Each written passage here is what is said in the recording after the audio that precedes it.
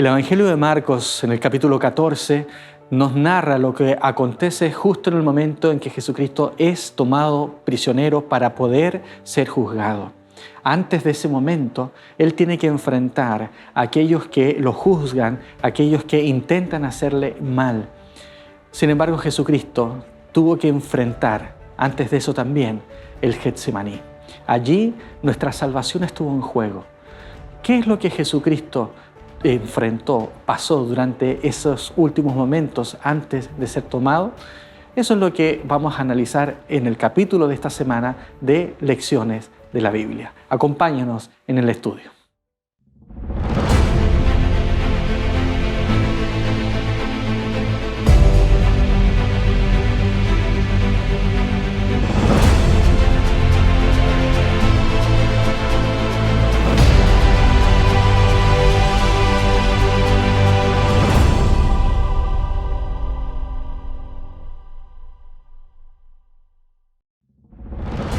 Decía: Abba Padre, todas las cosas son posibles para ti. Aparta de mí esta copa. Sin embargo, no lo que yo quiero, sino lo que tú quieras. Marcos, capítulo 14, versículo 36. Queridos amigos, nuevamente nos juntamos acá en Nuevo Tiempo para tener el programa Lecciones de la Biblia. Hemos estado explorando ya por 10 semanas, esta es la 11ª, el Evangelio según San Marcos. Y hemos entrado ya a los últimos capítulos que nos hablan acerca de la pasión de nuestro Señor Jesucristo. Para seguir comentando esto, nuevamente está con nosotros el pastor Óscar Lefiguala, que amablemente nos acompaña una vez más. Bienvenido, pastor. Gracias, sí, aquí estamos contentos de poder acompañar. Muy bien, y para poder pedir la orientación y la dirección de Dios en este capítulo, vamos a tener una palabra de oración. Acompáñanos. Amante y cariñoso Padre que estás en el cielo, te damos gracias porque una vez más podemos abrir tu palabra para pedir que tú nos ayudes a comprender tus propósitos, tu voluntad. Que al repasar durante esta semana los acontecimientos que ocurrieron previos al sacrificio de tu Hijo, queremos pedirte, Señor, que tú nos ayudes a comprender la inmensidad de tu amor, la inmensidad de ese sacrificio que se hizo por cada uno de nosotros a fin de que pudiésemos tener salvación. Señor, pedimos la presencia de tu Santo Espíritu con nosotros en este estudio. Lo hacemos ahora, Señor, en el nombre de tu Hijo amado Jesús. Amén. Muy bien, queridos amigos. Como decíamos, estamos en la lección número 11, que nos recuerda estos últimos acontecimientos de la semana de la Pasión, que se le llama, justo antes de la crucifixión de Jesucristo. En el capítulo 14 del Evangelio de Marcos nos encontramos con estos relatos que Marcos hace, donde comienza hablando de un tema, introduce otra historia y luego pareciera finalizar. Y que tiene que ver, ¿no es cierto?, con este complot para prender a Jesús, que aparece descrito en los versículos 1 y 2, y luego aparece cerrado en los versículos 10 y 11. Pero en medio nos encontramos también el relato del ungimiento de Jesús por parte de una mujer. El contexto de esta declaración es 2 días antes de la Pascua, ¿no? Hay que recalcar a nuestros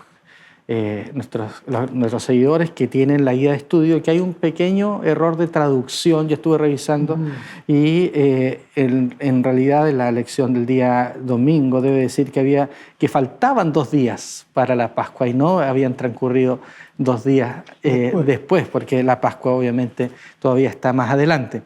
Entonces, 2 días antes de la Pascua ya hay un complot, ya hay conversaciones para poder desarrollar un plan y buscar el momento oportuno para poder tomar a Jesús, ¿no es cierto?, el poder juzgarlo y finalmente matarlo, que era lo que ellos buscaban. Podemos ver hasta dónde llega aquí esta maquinación por parte de los religiosos que no fueron capaces de reconocer y darse cuenta de quién era Jesús. Y en contraste con eso aparece este relato de Jesús en Betania. Dice el versículo 3, pero estando él en Betania, sentado a la mesa en casa de Simón el leproso, vino una mujer con un vaso de alabastro de perfume de nardo puro de mucho valor, y quebrando el vaso de alabastro, se lo derramó sobre su cabeza. ¿Qué les parece? ¿Qué le parece este relato? Se ha escuchado, es un relato que aparece casi en cada uno de los evangelios. Sí. Hay discusión con los eruditos respecto a si es la misma mujer, si es, aparentemente es María, la hermana de Lázaro, según nos comenta algunos de los evangelios. También algunos han sugerido que esta María, hermana de Lázaro, sería también María Magdalena. El evangelio, el texto bíblico, no lo identifica derechamente así, pero aparentemente habrían algunas evidencias para poder hacer esa conexión. Claro. ¿Qué es lo que nos muestra este relato acerca de Jesucristo, acerca de esta mujer, ¿no? Y acerca de los mismos discípulos también, la gente que estaba en aquella época? Claro. Bueno, aquí hay dos cosas que se presentan, ¿no? El amor de esta mujer por Jesús, ¿no? Como su Salvador. Y también, por otra parte, el egoísmo de otros que se concentraron allí. Una, dice capítulo 14 de Marcos, verso 4. Y hubo algunos que se enojaron dentro de sí y dijeron: ¿para qué se ha hecho este desperdicio de perfume? ¿No? Porque se podía haber vendido por más de 300 denarios y haberse dado a los pobres. Bueno, sabemos que un denario era más o menos la paga de un día. 300 denarios. 300, casi todo el año, ¿no? Casi todo el año. 10 meses, y dice que más de 300 denarios. Eso indica el valor que esta mujer le había otorgado al Mesías, a su Salvador. No le importó, porque ella pudo haber dicho: bueno, este perfume es muy caro, con esto yo puedo sobrevivir mucho tiempo si lo vendo. O simplemente voy a sacar la mitad o un poquito y con eso voy a ungir al Salvador y el resto me lo dejo. Pero aquí hubo una entrega total, muy similar a la viuda. Dos casos en donde dan, por decir así, todo. Porque esta mujer, haber dado ese perfume que se ponderó o se valoró en 300 denarios, fue un amor muy grande. Y el Señor Jesús le dice: mire, los pobres siempre los van a tener. Claro, porque hay una reacción de parte de algunos de los que estaban allí. Se nos va a decir, creo que es Juan el que menciona que aparentemente sería Judas, uno de los que está participando de estos comentarios, ¿no es cierto?, estas críticas, que un desperdicio de recursos, ¿no es cierto? Claro. El derramar un perfume tan caro, ¿no?, pareciera ser algo inapropiado en un contexto de tanta necesidad. Pero Jesucristo no recrimina lo que esta mujer hace, sino que valora lo que esto significa, ¿no? Dice, interesante, que el versículo 6 dice: Jesús dijo: dejadla, ¿por qué la molestáis? Buena obra me ha hecho, ¿no? Utiliza esta palabra, buena obra me ha hecho. Y después, ¿no es cierto?, dice en el versículo 7: siempre tendréis a los pobres con vosotros, cuando querráis les podéis hacer bien. Nuevamente la palabra bien. Hay que hacer el bien a los pobres. Pero también hay que reconocer cuando alguien quiere hacer una buena obra. A veces nosotros también somos críticos: tanto dinero que gastan ciertas personas o la iglesia en esto. Pero hay contextos y contextos donde el Señor valora cuando estamos dispuestos a darlo todo para el Señor, obviamente, ¿no? En un contexto de sacrificio para el Señor, ¿no? Se mezclan dos gastos, ¿no? Uno para el Señor. En este caso nosotros no tenemos al Señor hoy en día, pero tenemos la obra del Señor. Entonces, y también están los pobres. No nos podemos centrar en un solo punto. Y el Señor Jesús dijo: los pobres los tendréis siempre, así que preocúpense de ellos también, pero a mí no siempre me tendrán. Pero ¿cuál es la idea? Que nosotros debemos centrarnos tanto en la obra del Señor como en los pobres. No solamente en los pobres y descuidar la obra del Señor. Es decir, viceversa, debe ser llevado adelante, ¿no es cierto?, con equilibrio. Eso es lo que el Señor quiere. Y ella dice, el Señor Jesús en el verso 8, el Señor Jesús explica cuál fue la buena obra de ella. El verso 8 dice, esta ha hecho lo que podía, porque se ha anticipado a ungir mi cuerpo para la sepultura. Ya él ve lo que viene, Claro. Y esta mujer, a diferencia de los discípulos, parece haber entendido lo que viene, ¿no? Jesús había anunciado ya que su muerte venía, no se explica, esta mujer no habla, no dice nada, solamente aparece Claro. realizando esta acción. Y Jesús es el que explica la acción de ella. Dice, ella me está preparando para la sepultura. No sabemos si en realidad la mujer tenía esa intención. Puede ser que sí, puede ser que ella había entendido y comprendido lo que Jesús había dicho. O impulsada por el Espíritu Santo. Correcto. Y realiza esta preparación, por así decirlo, este reconocimiento de que Jesucristo va a ser entregado en sacrificio por nuestros pecados. Ella está agradecida por lo que Jesucristo ha hecho por ella, y de alguna manera simbólica también, claro, por lo que va a hacer por toda la humanidad. Y en el verso 9 dice, de cierto digo que donde quiera que se predique este evangelio, en todo el mundo también se contará lo que ésta ha hecho, para memoria de ella. Pero lamentablemente también hay que contar la otra parte, la parte negativa, ¿no? Esta es la parte positiva. Ella amó al Señor y lo preparó para la sepultura. Y estaban los otros egoístas, ¿ya?, que estaban pensando en el dinero. No estaban pensando en la obra del Señor. Porque allí también Judas era el tesorero que a veces hacía malabares con... De eso menciona también en el con Evangelio. El dinero. Que Judas no era muy honesto. No era muy... Sustraía, dice, del fondo de la bolsa, ¿no? Y también está por otro lado el hogar donde están, que es Simón el leproso.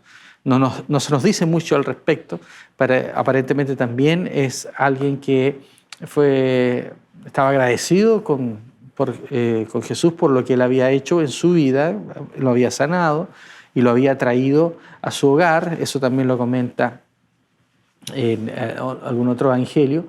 Y Simón también tiene todavía cierta dudas respecto a lo que Jesús está permitiendo hacer, porque no era muy apropiado, ¿no?, que una mujer se acercara de esa manera a un varón. Pero Jesús rompe todos los paradigmas, rompe todas las culturas, todos los prejuicios económicos, también de relación hombre y mujer, para mostrar que cuando se trata de un corazón agradecido a Dios por lo que se está haciendo, ¿no?, que es perdón de pecados, salvación, restauración, en realidad el Señor valora lo que este corazón agradecido está haciendo. Claro, allí en Mateo 5:16, hablando de las buenas obras, dice, así alumbre vuestra luz delante de los hombres, para que vean vuestras buenas obras y glorifiquen a vuestro Padre que está en los cielos. Aquí se destaca una buena obra. Las buenas obras no pasan desapercibidas ante Dios. Dios las registra y sirven para testimonio del Evangelio, para el adelanto de la obra de Dios. Pero también Dios no las deja así en el olvido. Glorifican a Dios, dan gloria a Dios y además quedan registradas. Y eso es hermoso, ¿no? Así es. Entonces vemos allí la obra de una mujer de corazón, el comentario de las personas. Obviamente el Señor quiere que nos cuidemos de los pobres, no queremos dar el Evangelio no quiere dar esa indicación equivocada, porque habían leyes en el Antiguo Testamento respecto a cómo preocuparse por la gente en necesidad. Pero acá lo que se está destacando es que incluso más importante que eso es poder estar agradecido por el sacrificio que Jesús realiza por nosotros. A diferencia, ¿no es cierto?, de los demás. Como ya dijimos que esta es una historia que está dentro del complot versículos 1 y 2, versículos 10 y 11, hablan del complot. Y ya dice el versículo 10 que Judas Iscariote, uno de los 12, fue a los principales sacerdotes para entregárselo. ¿Cómo podemos entender que Judas, alguien que había estado con Jesús, puede estar dispuesto a hacer este tipo de acción en contra de su maestro? Claro. Bueno, solamente un corazón no convertido puede hacer aquello. Y hoy en día también podemos ver eso, ¿no? Cuando hay corazones no convertidos, entonces cuando viene alguna prueba o tiene la oportunidad de hacer una obra mala, entonces ese corazón no convertido sí puede proceder. Judas se acercó a Jesús porque Jesús no lo llamó. Judas se acercó, por decir así, se ofreció, porque él dijo, yo a este grupo le puedo dar categoría. Yo soy educado, confiaba en sus capacidades. Confiaba en sus capacidades. Entonces, cuando Judas hablaba, los demás lo miraban así con respeto, porque era el hombre que tenía, pareciera más capacidad, más educación, más preparación. Así que Judas, aquí, todo lo que él era el más capacitado para llevar el dinero y la contabilidad, el que tenía más autoridad tal vez.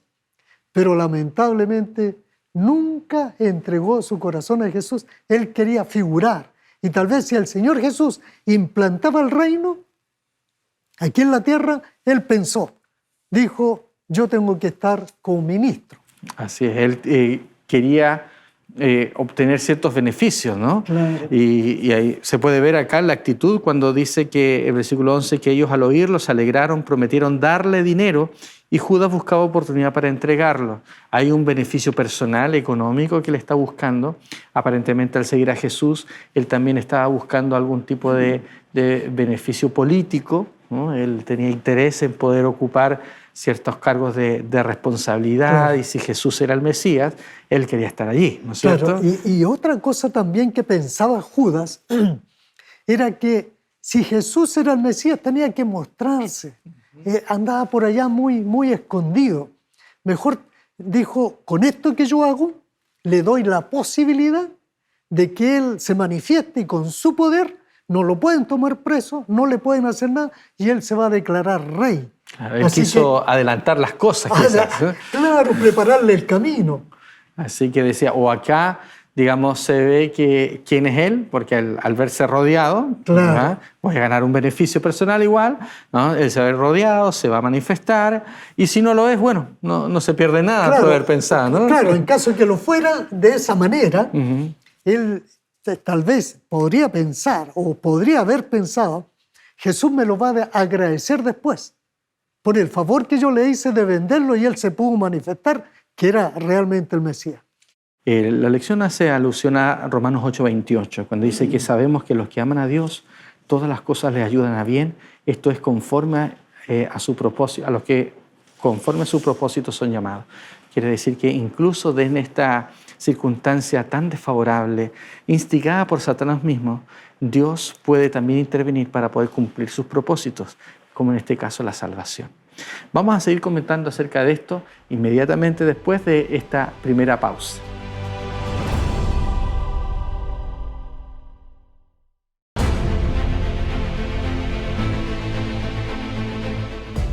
Ya estamos de vuelta acá en Lecciones de la Biblia. Agradecemos a cada uno de ustedes por sus comentarios, por sus saludos que nos hacen llegar, porque ustedes siguen también este programa a través de las redes de Nuevo Tiempo, tanto sus redes digitales como también el canal Nuevo Tiempo. Muchas gracias por su fidelidad y su compañía.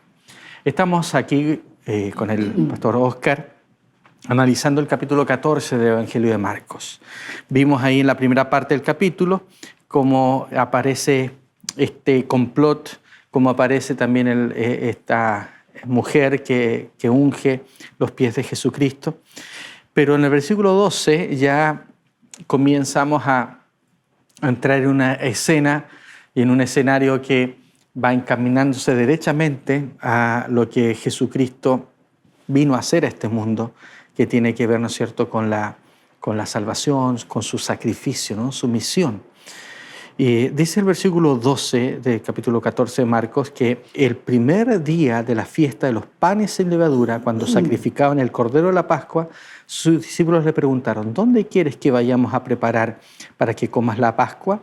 Y envió a 2 de sus discípulos diciendo: id a la ciudad y os saldrá al encuentro un hombre que lleva un cántaro de agua, seguidlo, y donde entre, decía el señor de la casa, el maestro dice: ¿dónde está el aposento donde he de comer la Pascua con mis discípulos? Entonces él mostrará un gran aposento alto ya dispuesto a hacer allí los preparativos para nosotros, ¿no? Aquí aparecen los preparativos y luego ya en el versículo 16 comienza a aparecer, ¿no es cierto?, ya la cena y lo que se conoce como la institución de la Cena del Señor.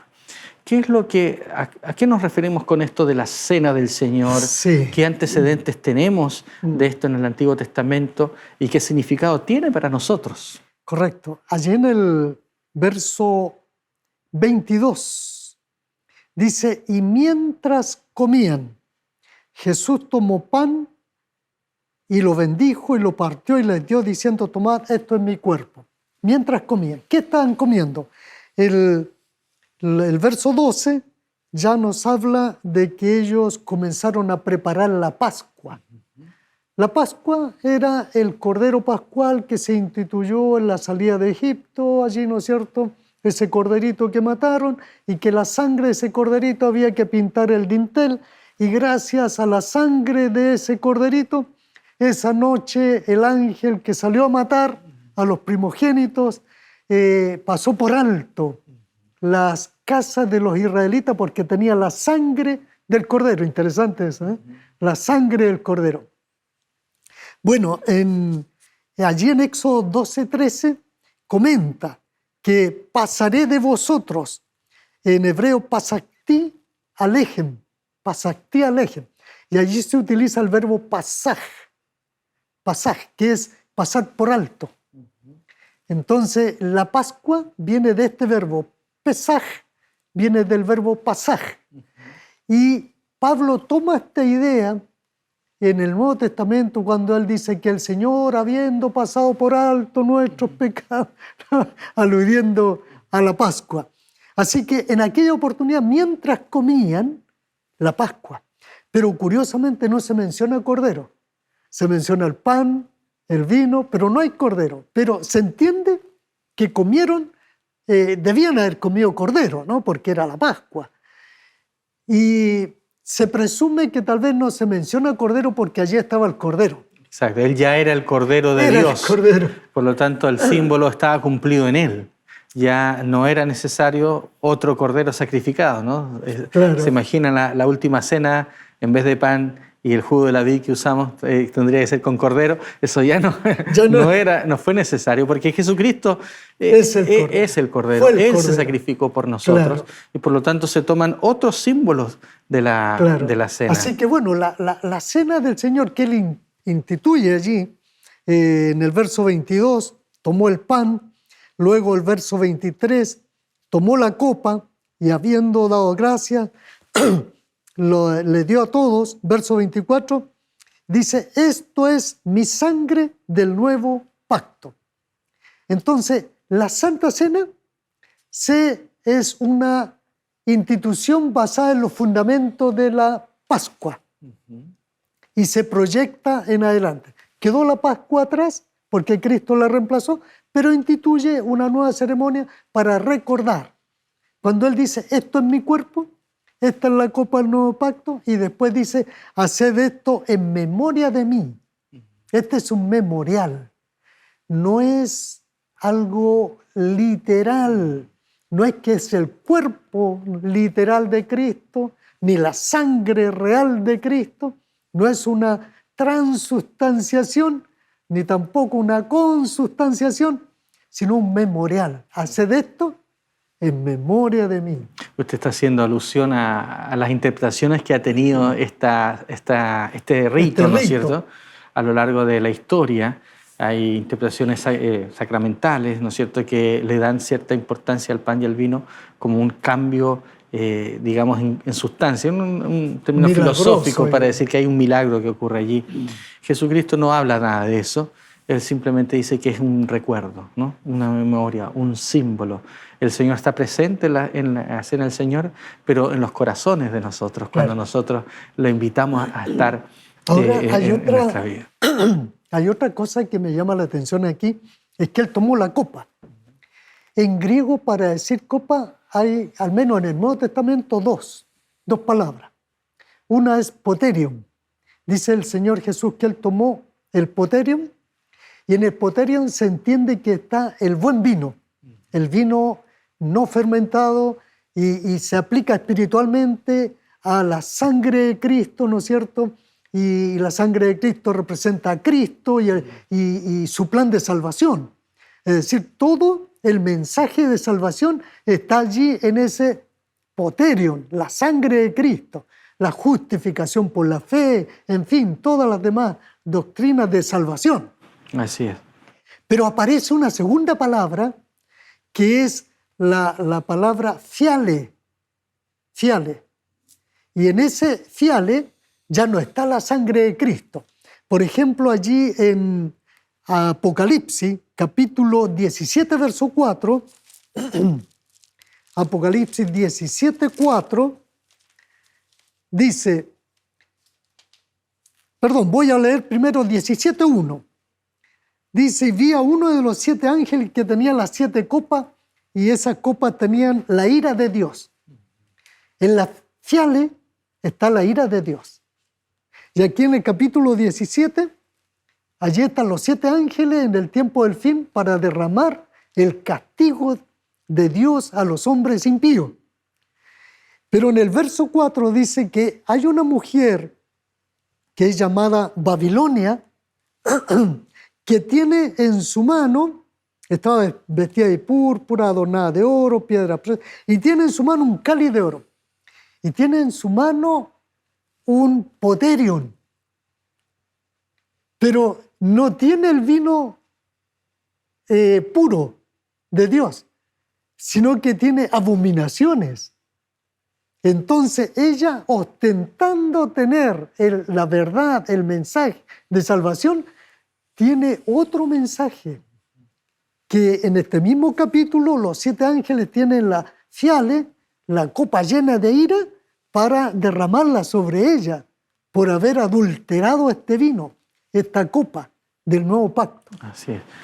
Interesante cómo el Señor utiliza este símbolo del jugo de la vid, ¿no es cierto?, que la Biblia le llama vino, que había sin duda vino con cierto fermento en el tiempo de Jesucristo, pero también se llama vino al sin fermentar, por lo tanto no existían los procesos de fermentación que existen hoy, ¿no?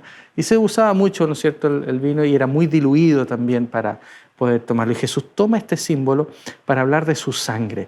Lo importante que es la sangre. Ya en el Antiguo Testamento, usted mencionó la Pascua cuando se colocó la sangre en los dinteles. Ya desde el tiempo de Abel encontramos ya sacrificios que se realizaban de corderos para poder buscar el perdón de Dios. Eso está en el santuario. Interesante que el libro de Éxodo, el capítulo 24, el verso 8 dice, entonces Moisés tomó la sangre y roció sobre el pueblo y dijo, he aquí la sangre del pacto que Jehová ha hecho con vosotros sobre todas estas cosas. O sea, Moisés ya utilizó la sangre para poder hacer un pacto entre Dios e Israel. Y ahora Jesucristo toma también este jugo de la vid como símbolo de la sangre, ya no es la sangre misma, y hace un pacto con sus seguidores. Ahora sería bueno, tal vez en pocas palabras, aclarar por qué Jesús dijo nuevo, nuevo pacto. Quiere decir que en la Biblia encontramos 2 pactos, un nuevo y un antiguo. En pocas palabras, ¿cuál es el nuevo pacto? El plan de salvación que Dios diseñó antes de la creación del mundo, dice el apóstol Pedro allí en 1 Pedro capítulo 1. Nuevo pacto. ¿Cuándo se dio a conocer ese nuevo? Porque ese lo diseñó el Señor, aunque también el antiguo fue diseñado por Él. Pero se le llama nuevo porque tiene que ver con su Hijo Jesús y con la sangre de Jesús. Y eso permanece, por eso se le llama nuevo. Entonces se creó antes de la fundación del mundo, se dio a conocer en el Edén, Génesis 3:15, cuando el hombre pecó, y se ratificó en la cruz del Calvario. Todo eso, nuevo pacto. El Señor Jesús, previamente, un día antes allí en la cena, Él dice, les recuerdo el nuevo pacto. Es decir, porque Él ya estaba a punto de ratificar el pacto al otro día, ¿no? Iba a ser muerto. Así que Él pone la copa y le dice, mire, esta es la copa del nuevo pacto. Acuérdense que hay un plan de salvación que el Señor lo diseñó desde antes de la fundación del mundo. ¿A qué se le llama antiguo?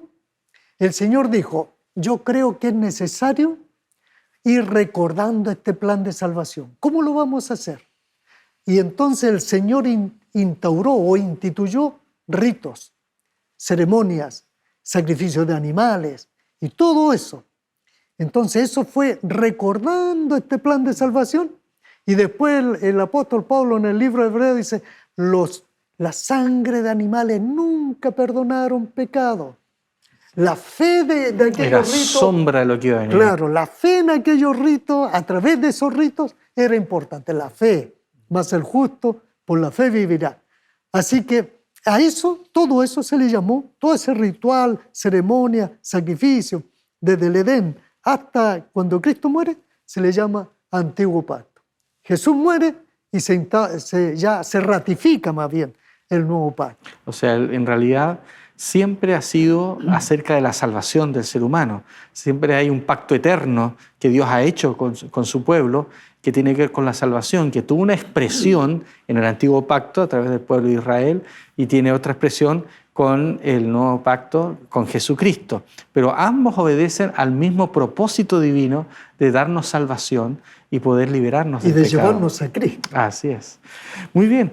Es interesante, ¿no es cierto?, poder entender estos símbolos que el Señor presenta allí en el aposento alto, en esta última cena, donde se establece la cena del Señor. Ahora hay otra cosa también. Hay un libro que se llama Deseado de toda la gente. Me gusta el comentario que hace allí. Dice que es el pan que nosotros comemos en la cena del Señor representa simbólicamente al cuerpo de Cristo, pero a la vez lo que Cristo nos da diariamente. Puede representar la despensa nuestra, puede representar el pan de cada día, el pan nuestro, dánoslo hoy, ¿no es cierto?, como dice el Padre nuestro. Y la sangre de Cristo representa todo lo que es líquido, el agua que el Señor nos permite vivir diariamente.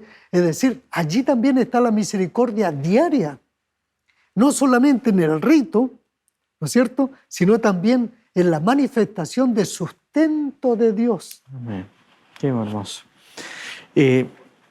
Marco nos dice que después que estuvieron ahí en el aposento alto, salieron, cantaron, dice, ¿no? Salieron y se van a un lugar, a un huerto llamado Getsemaní, ¿no?, que significa prensa de aceite. Aparentemente allí había un huerto de olivos, sí, también, ¿no? De hecho, el Getsemaní está ahí en las faldas del Monte de los Olivos, incluso podríamos decir la primera parte del Monte de los Olivos, está frente el lugar, a Jerusalén. Exacto, el lugar que se reconoce actualmente como el jardín del Getsemaní.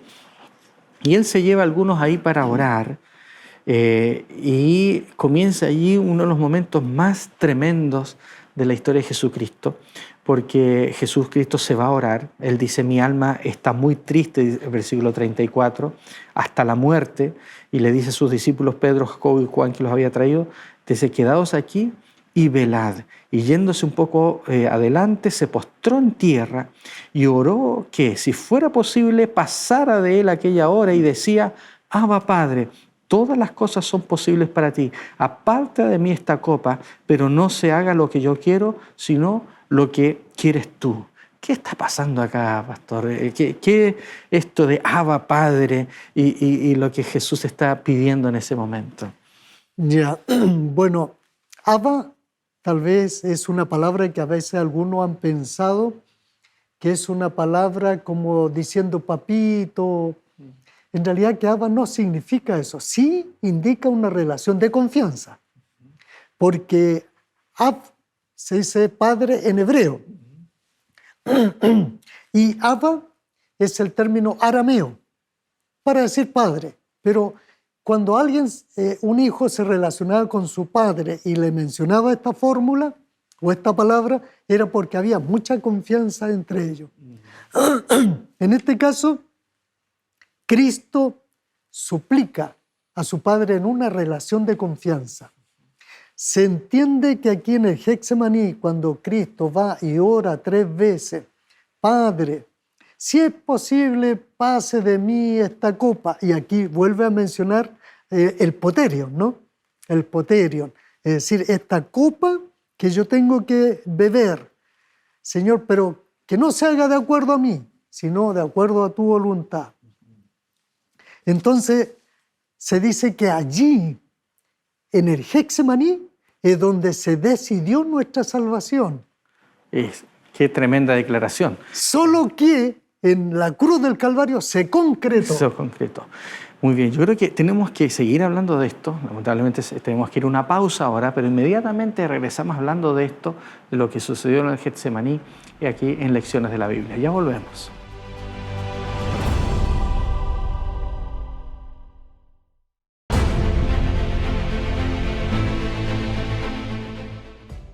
Hola amigos, es un gusto poder encontrarnos una vez más. El día de hoy quiero presentarte la guía de estudio Espíritu Santo, el Dios detrás de escena. Quizá tengas preguntas al respecto de este tema, pero para poder encontrar las respuestas debes estudiar a la luz de la Biblia. Y es por eso que quiero invitarte a que solicites este material de estudio al número que está apareciendo en pantalla y le haremos llegar gratuitamente gracias a nuestros ángeles de esperanza. Te esperamos.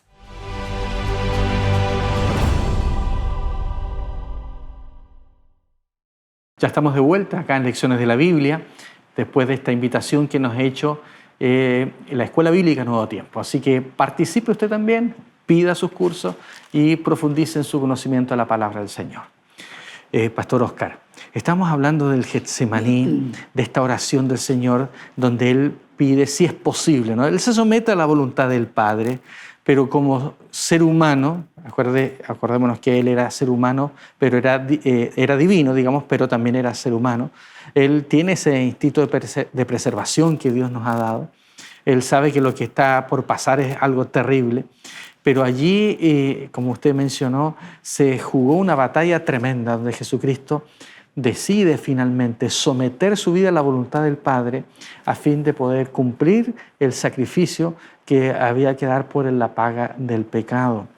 Eso es lo que sucede en el Getsemaní. No sé si podemos comentar algo más de eso. Cuando allí en el Getsemaní, después que el Señor Jesús oró, Él dijo ya, levántense porque ha llegado la hora. Y Él comienza a caminar y se va a enfrentar a la turba que lo va a tomar prisionero. Y en el verso 48 y 49 dice, y respondiendo Jesús les dijo, ¿cómo contra un ladrón habéis salido con espadas y con palos para prenderme?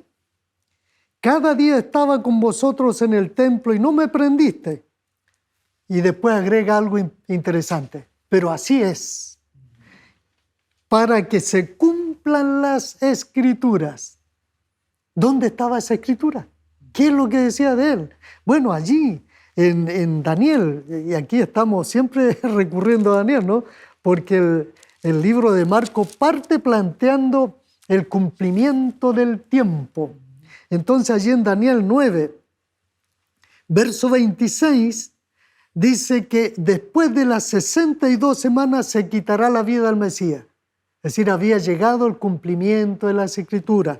Verso 27. Y por otra semana confirmará el pacto con muchos y a la mitad de la semana hará cesar el sacrificio y la ofrenda. Y aquí sacrificio y ofrenda, sacrificio era, en hebreo se dice sebaj, eran los sacrificios cruentos, con sangre. Y en la ofrenda utiliza la palabra minjá, que incluye todo el sistema de ofrendas, cruento, incruento, vegetales y demás comidas que se hacían rituales. Entonces, a la mitad de la semana, con la muerte de Cristo en la cruz del Calvario, se termina este sistema y estaba predicho por las Escrituras. Por eso que aquí el Señor Jesús dice, bueno, entiendo, lo están haciendo de mala forma, pero entiendo que este es el cumplimiento de la Escritura y lo acepto. Interesante que nos encontramos aquí, ¿no? Está Jesús con sus discípulos orando, viene esta turba liderada por Judas, ¿no? Uno de sus colaboradores, y que lo traiciona. Ya comentamos que pudo haber sido el amor al dinero, ese deseo de supremacía que él tenía. De alguna manera, él pensaba que estaba haciendo lo correcto al entregar a Jesús para poder manifestar quién era él, qué habrá pasado por su mente. Pero acá vemos algo tremendo, que ya habían hablado un poquito acerca de cuál iba a ser la actitud de ellos frente a la situación. Ellos habían dicho, estaremos contigo, ¿no es cierto?, hasta la muerte. Ellos supuestamente estaban aleonados, ¿no? Eso se puede ver en el versículo 45, 46, aparece el momento de la entrega.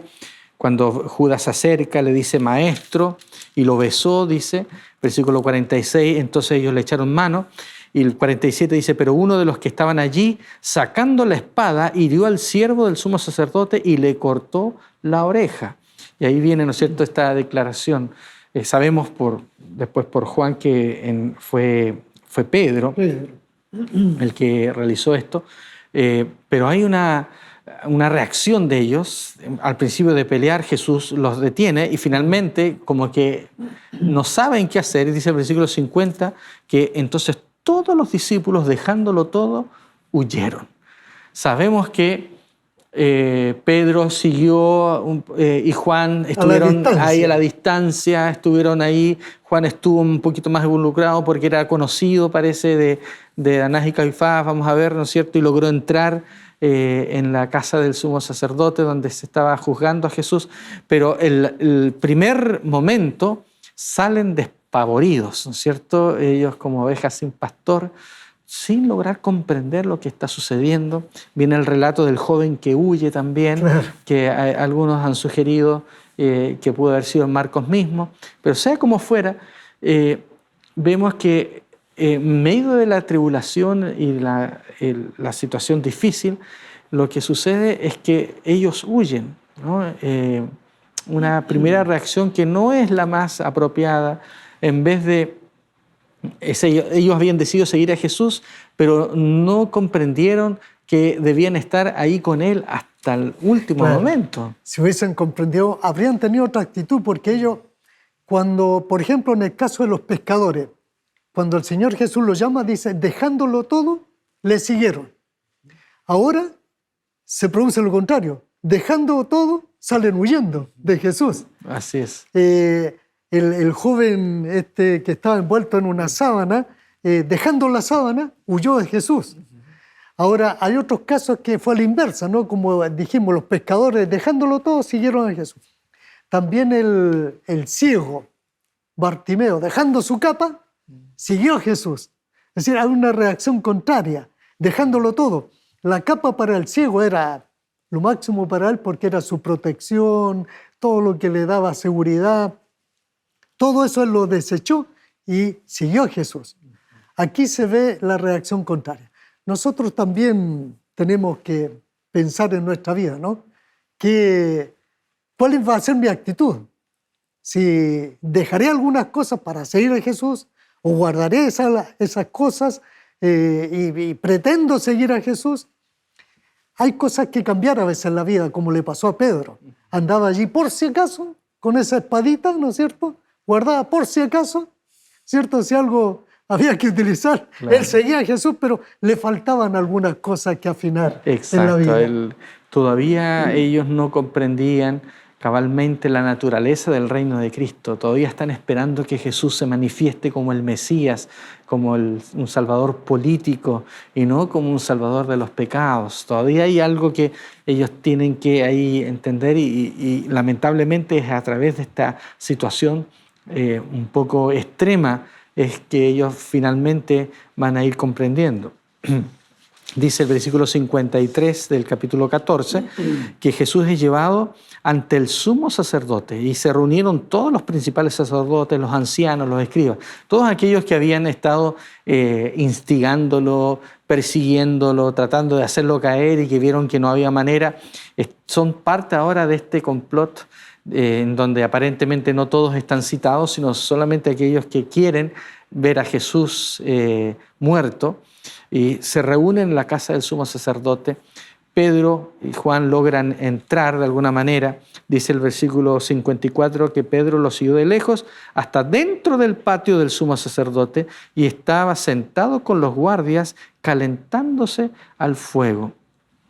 Y ahí viene el juicio y viene, ¿no es cierto?, estas acusaciones que se le hace a Jesucristo con testigos falsos, ¿no?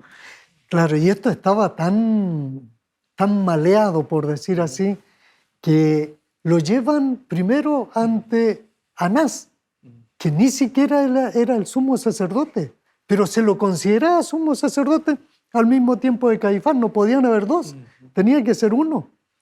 Y lo llevan primero donde él, porque él era como, por decir así, ¿no?, el jefe de la mafia. Exacto, el que estaba detrás de todos los hilos de eso que se movían, se consideraba, ¿no?, la palabra de él como voz de Dios.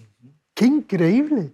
Y entonces lo llevan ante él primero para después llevarlo al concilio y allí cuando comienzan a interrogarle y él lo interroga y él nada dice, bueno, se comenta que cuando Jesús no responde al sumo sacerdote, había un oficial y le dice, ¿y tú no respondes al sumo sacerdote?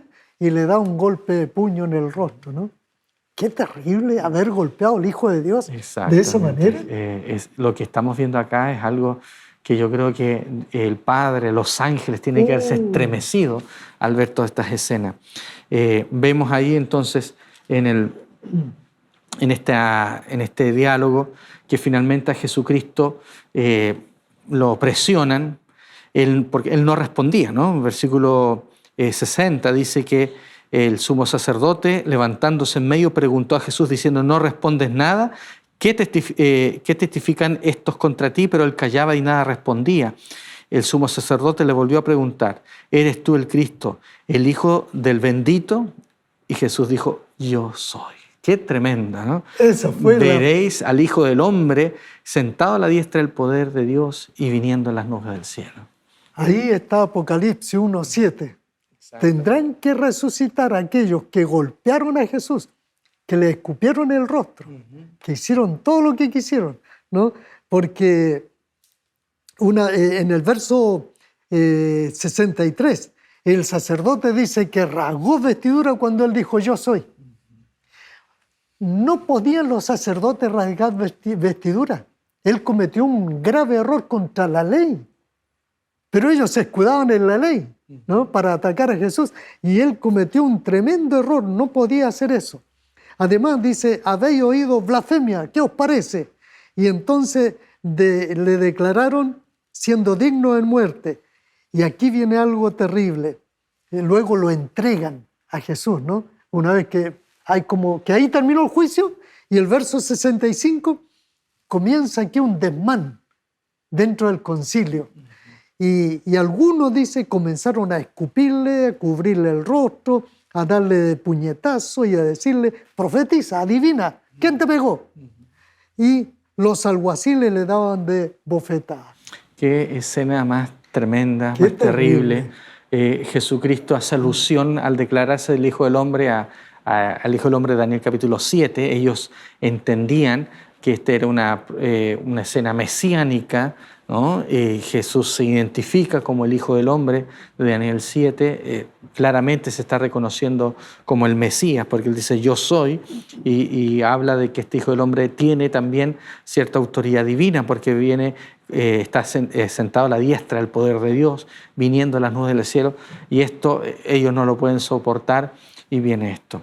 Jesús dando testimonio de él. Por otro lado, Pedro negándolo, ¿no? El capítulo 14 termina con esta negación de Pedro. Jesús lo había anunciado que esto iba a ser así. Qué tremendo debe haber sido para Jesús en este momento de tristeza, que sus discípulos no solamente lo abandonaron, sino que uno de los más confiables, que es Pedro, lo niega. No está dispuesto a reconocer quién es él.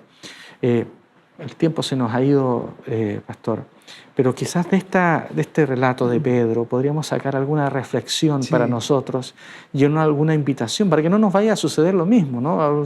Que hablamos de los discípulos, huyeron, Pedro los negó. Pero hoy, con toda la información que tenemos, ¿no será que estaremos también en peligro de que algo suceda? ¿Cuál sería la invitación antes de la oración? Partiendo del caso de Pedro, Jesús le dijo, mira Pedro, tú no sabes, pero tú me negarás 3 veces. Y aunque aquí en el Evangelio de Marcos no está registrado, pero sí en el Evangelio de Juan, en el último capítulo de Juan, allí Jesús le hace la restauración. Lo perdonó 3 veces. Así es. Porque 3 veces lo había negado. Y una vez vuelto le dijo Jesús, confirma a tus hermanos. Nosotros en la vida también podemos seguir a Jesús. Y hay muchos que han seguido a Jesús durante algún tiempo y después se han desanimado. Cuando uno se desanima es porque pueden suceder 2 cosas. Sacó la mirada de Jesús y en segundo lugar bajó la mirada y puso la mirada en las cosas de este mundo. Es cierto que las cosas de este mundo tenemos que vivirlas porque son reales y tenemos que trabajar y el sustento, eso es algo ineludible. Hay que enfrentar el día a día en el trabajo. Pero al mismo tiempo nosotros no debemos sacar la mirada de Jesús, de las cosas eternas, de la vida eterna. Por lo tanto, puede que en algún momento tú te desanimes, pero levanta la mirada, mira a Jesús, mira la vida eterna y entonces tú volverás a tener fuerza, ánimo. Y es por eso que yo en esta hora quiero orar contigo, hacerte un llamado. Si estás desanimado, que mires a Jesús, que vuelvas a Jesús. Jesús es quien nos da la fuerza. Jesús es nuestro Salvador. De Él dependemos. Oremos. Señor y Padre nuestro, que estás en el cielo. Gracias te damos, Señor, por habernos salvado, por haber tenido misericordia de nosotros, que habiendo sido pecadores, tú te dignaste llamarnos. Señor, ahora quiero orar por nuestros amigos, que tal vez más de alguno está allí desanimado o habrá negado a Jesús. Vuélvelo, Señor, tráelo de vuelta y dile, Señor, que tú lo estás esperando con mucho amor. Oramos en el nombre de Jesús. Amén. Amén. Muchas gracias, Pastor Oscar, por esta invitación. Sin duda estamos ya viendo lo que Jesús hizo por nosotros y todavía nos queda bastante que decir, a pesar de que ya estamos casi en los últimos capítulos del libro, pero son momentos muy emocionantes de la vida de Jesús. Por lo tanto, queridos amigos, queda hecha la invitación para que no se pierda nuestro próximo capítulo de Lecciones de la Biblia, donde seguiremos estudiando los últimos capítulos del Evangelio según Marcos. Así que los esperamos. Dios los bendiga.